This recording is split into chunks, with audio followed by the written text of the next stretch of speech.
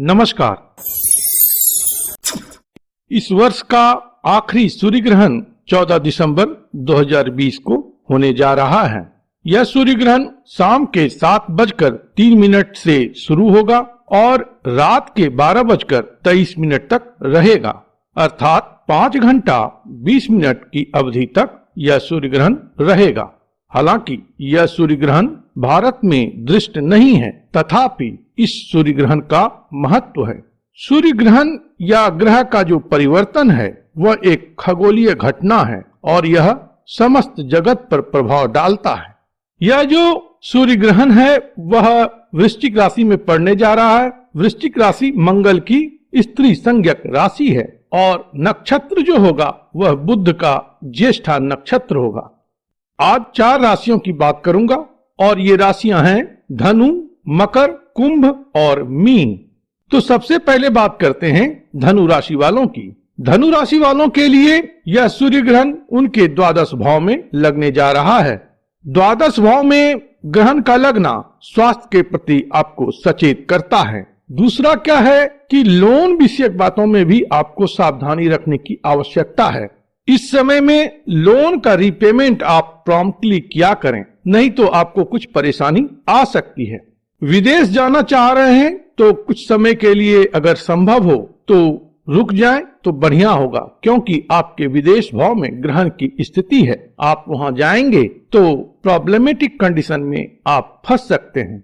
इसी प्रकार से द्वादश भाव जो है वह अननोन एनवायरनमेंट का है और कन्फाइनमेंट का भी है। तो अभी दूर दराज की यात्रा को टाल सकें तो टाल दें और कुछ ऐसा कार्य ना करें जिससे कि किसी प्रकार की कन्फाइनमेंट हो।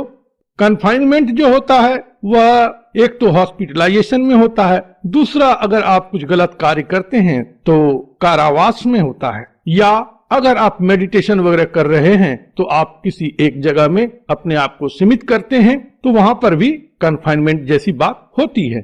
तो इस समय में अपने ऊपर थोड़ा सा नियंत्रण रखें, अपने आप को बहुत अधिक एक्टिविटी में उलझा करके स्वयं का व्यय ना करें। एक्सपेंडिचर साइड को भी कंट्रोल करना आपके लिए बहुत जरूरी है, क्योंकि आपके व्यय भाव में ही ग्रहण की स्थिति है।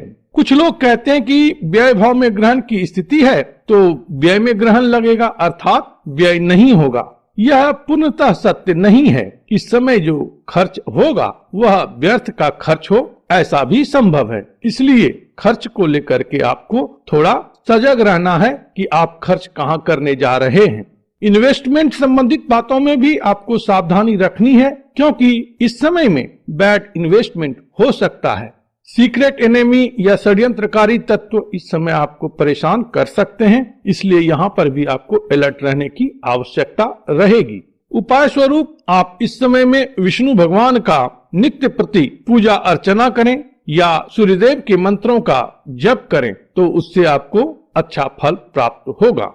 अब बात करते हैं मकर राशि वालों की। मकर राशि वालों के लिए यह सूर्य ग्रहण की घटना उनके आय अथवा लाभ भाव में होने जा रही है। इस कारण से यह जो सूर्य ग्रहण है आप मकर राशि वालों के लाभ और प्राप्ति पर एक नकारात्मक प्रभाव डालेगा। इस समय जो आप काम करेंगे उसमें अप्रत्याशित रूप में या तो बैड नेम मिल सकता है या अप्रत्याशित रूप में कुछ आपके अगेंस्ट में बात जा सकती है।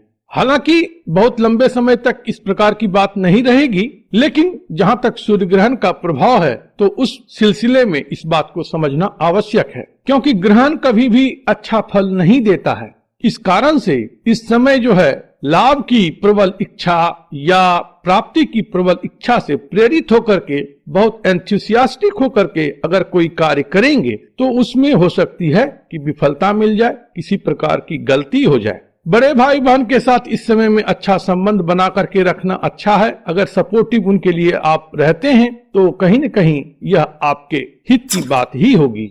मित्रों के साथ मेलजोल बना करके रखें, सद्भाव पूर्ण रहें, अच्छे सामंजस्य के साथ रहें तो यहाँ पर सूर्य ग्रहण का कोई विशेष कुप्रभाव आपको नहीं मिलेगा। कुंभ राशि वालों के लिए यह सूर्य ग्रहण उनके कर्म भाव में पड़ने जा रहा है, तो जाहिरन यहाँ पर आपको अपने कामकाज में सचेत रहने की आवश्यकता है। आपके करियर में डाउनफॉल की स्थिति आ सकती है या सडन वे में किसी प्रकार की बदनामी हो सकती है, इसलिए आपको सचेत रहने की आवश्यकता है। अपने सीनियर्स के साथ, पिता के साथ या प्रभावशाली व्यक्ति के साथ में इस समय में बिगाड़ ना करें। उनके साथ रिस्पेक्टफुल आप बिहेवियर रखें तो अच्छा रहेगा। और कुछ भी काम ऐसा न करें जो कि किसी प्रकार से अनुचित हो या अव्यावहारिक हो। ऐसा करने पर हो सकता है कि उसमें आपको बदनामी मिले, विफलता मिले।